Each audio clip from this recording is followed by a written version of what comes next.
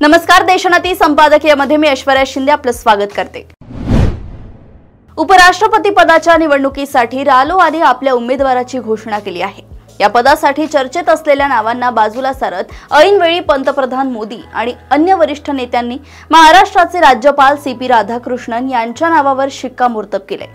भाजपने या पदासाठी राधाकृष्णन यांची निवड अतिशय विचारपूर्वक केल्याचं दिसतंय। राधाकृष्णन हे मूळचे तामिळनाडूचे आहेत आणि तामिळनाडूतील दोन्ही द्रविड पक्षांसोबत त्यांचे चांगले संबंध राहिले आहेत। त्यामुळे तामिळ अस्मितेचा वापर करून द्रमुक पक्षात वैचारिक गोंधळ निर्माण करण्याचा भाजप श्रेष्ठींचा हा प्रयत्न असू शकतो। तसेही या निवडणुकीत रालोआचे पारडे अधिक जड आहे।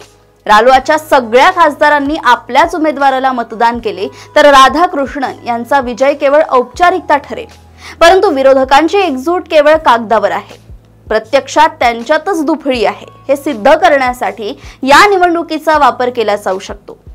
राधाकृष्णन महाराष्ट्राचे केवळ राज्यपालच नव्हे तर महाराष्ट्राचे ते नागरिकही आहेत। मागच्या विधानसभा निवडणुकीत त्यांनी महाराष्ट्रात मतदान केले होते।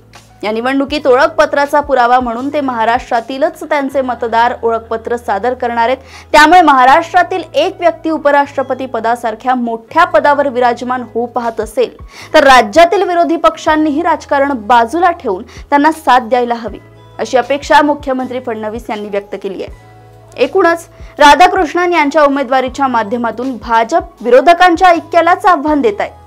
त्याच वेळी ही निवडणूक बिनविरोध व्हावी यासाठीही भाजप नेते प्रयत्न करतायत। विरोधकांसमोर सध्या हाच पेच आहे। निवडणूक बिनविरोध झाली तर सत्ताधाऱ्यांसमोर शरणागती पत्करल्याचा संकेत जाऊ शकतो। निवडणूक लढवली आणि विरोधकांची काही मते फुटली तर विरोधकांच्या ऐक्यावर मोठे प्रश्नचिन्ह लागू शकते।